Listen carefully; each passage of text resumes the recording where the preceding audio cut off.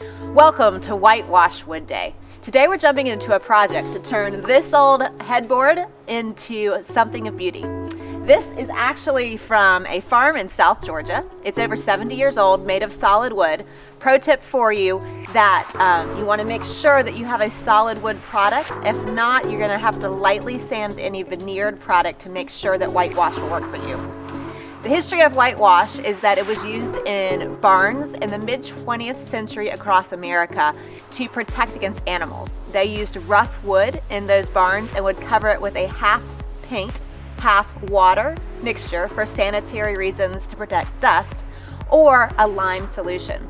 Today we don't necessarily do that. We use it more for an aesthetic to go with a neutral palette. And since in this case we are going to try to work with this creamy white comforter, we're going to lighten up this whole bed frame in order to better match that in the field.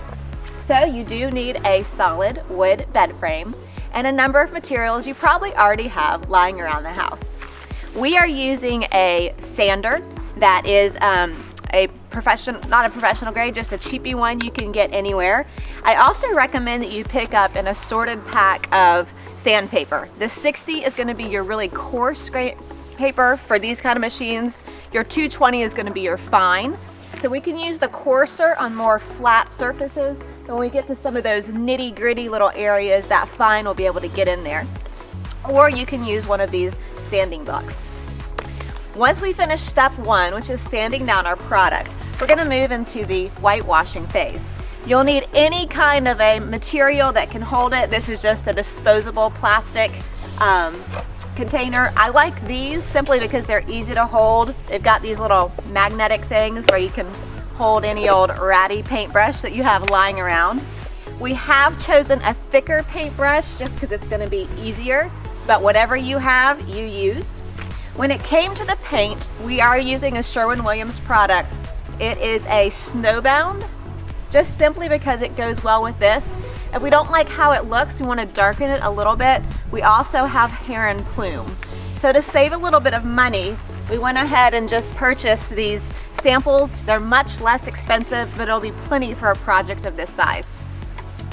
Once we have finished painting, we will wipe it down with these rags. These are just painter rags. You can use a paper towel, but you may have a little bit of the fabric remnant, so these will kind of prevent that because they don't have any of the little fluffies that'll rub off. And finally, if you prefer, you can use any inexpensive polyurethane that's going to seal it in. We have chosen a satin finish just because I didn't want the real glossy effect on this, but again, this will just be optional for your preference. That's all you need. You don't even have to have all of this stuff. It's stuff we had lying around the house, but it's going to be what we need to jump in to whitewash this product. All right, jumping into the sanding process. We just have a Porter cable palm sander because you can hold it in the palm of your hand. We're using the 60 grade. It's the coarse. You can use any product you like, but the coarse is really going to help get off that shiny finish that's going to be on most wood. I have gone ahead and pre-cut this piece just to match the shape of what I have here. And you're going to have these two levers that are your pinching levers. So I've gone ahead and attached the first piece here, and I'll show you how to attach it. So I'm going to wrap it around. This is your release mechanism. So I'm going to push down to pull this up. And you kind of see when I push down on this, it releases it, gives me enough space to slide my sandpaper in, and then I'm going to clamp it in place. Now that's ready to go.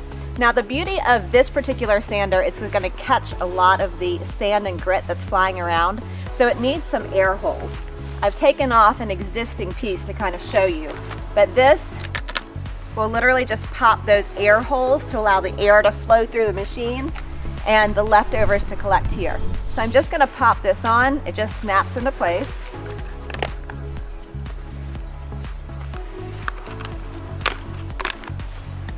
And now air can flow through the machine.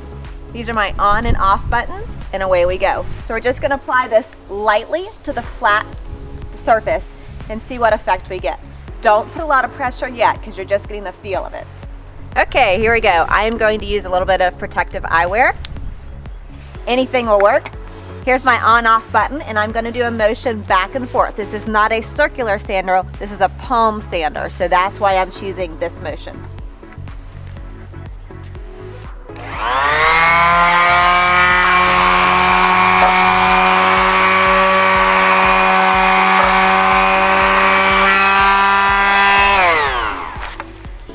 If you look closely, it's just taking off that top protective layer.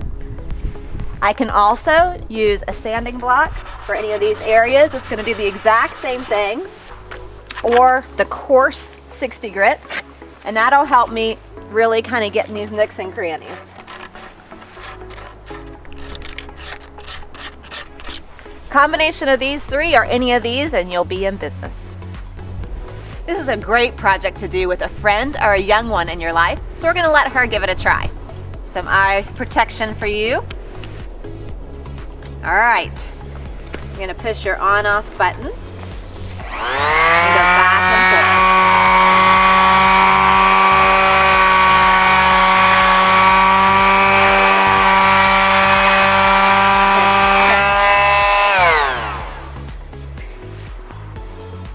forth. Okay, we finished sanding. You know you're in a good place when you start to see this white film showing up on the wood.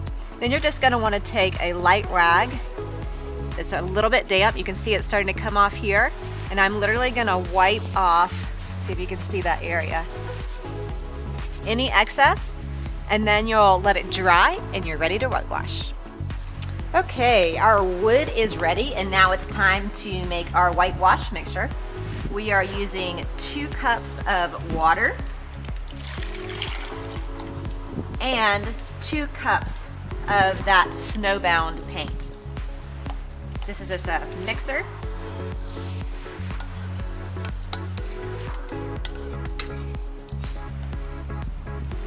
Remember, if you're using something from your kitchen, you need to boil it so you don't, eat yummy paint products. Remember, your transparency is your choice. So this is 50-50. If you want more of the white coming through, you would use 3 cups of paint to 1 cup water. If you want more of the wood coming through, 3 cups of water to 1 cup paint. But we're going for 50-50 and see what we think. Here we go. Now we are simply going to brush the product on, let it dry, and then wipe off any excess that we do not like.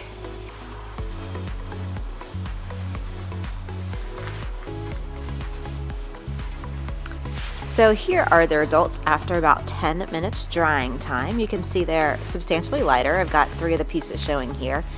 At this point, if you had put it on very heavy, you would want to start wiping off, but I kind of like it, so I don't feel like I need to wipe any of this off. In fact, I am going to add a second layer when it dries because I do want it a little bit whiter than this.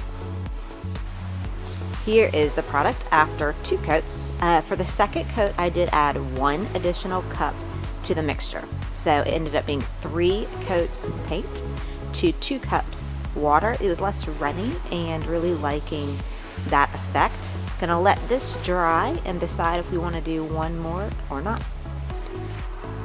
All right, this is after 3 coats of the whitewash. We're gonna let this dry completely overnight, do a little touch-up paint, and then it'll be ready for the final coat of polyurethane. All right, we have the bed frame in place. As you can see, the orangey cherry color has now disappeared, and we have kind of a gray undertone that goes much better with the space. As you can see, the whitewashed gray baskets, the gray and the crisscross of the rug, as well as even these grayish pillows, all help pull this together.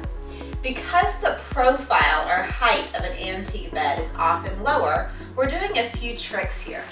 These are just regular old Euro shams from IKEA. They range from $6 to $10.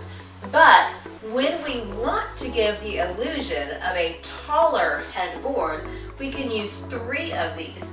When we really want the light to come in, we can take them away. So I'm going to set up this bed to show you how to give the illusion of a taller headboard just by using a few cheap pillows. So we have lined up 3 Euro shams. Again, very inexpensive. The total cost here was $30 approximately to give us the tall height in the back. These are just regular pillows pulling in the griege. We want a repetition of color 3 times. So with the baskets, the bed frame, and the lines on the rug, as well as the griege here, we're really starting to pull the color through the space. Now I wanted to add a little bit of texture. I got these for about $20 at home, feather filled, just a great value. But what this begins to do is pull in the coastal blue from the lamps, as well as a little bit of a textured element. If we begin to add these in, we're beginning to see the layering effect that gives us the cozy, comfy feel we're going for. And you can always, karate chop them if that's the look you like. But we're beginning to draw the eye visually to the center of the room. Whenever you have a window or a piece of large artwork or a mirror, that's going to be your focal point. So we're really wanting to play off of that and have our bed centralize and circularize our eye as the focal. Finally, this is just a very inexpensive, cute pop of whimsy. Again, this was $15 from At Home. Stay a while, it's cute, it's going with the bright and the white. So we have white, white, white, pulling that through the bed. But our layered effect of going shorter, shorter, shorter, and drawing the eye to the middle gives us this great illusion of a cozy, comfy headboard, even though it's faux. Lots of comfort, and our eye in all ways is drawn to the middle of this space as we walk into the room. I hope you found these helpful. If you have, please hit subscribe. That bell notification will notify you of any of the next videos. We are having so much fun walking through this space and sharing some hints and tips along the way to help you achieve a look just like this in your own space. As always, thanks for stopping by. We'll see you on the next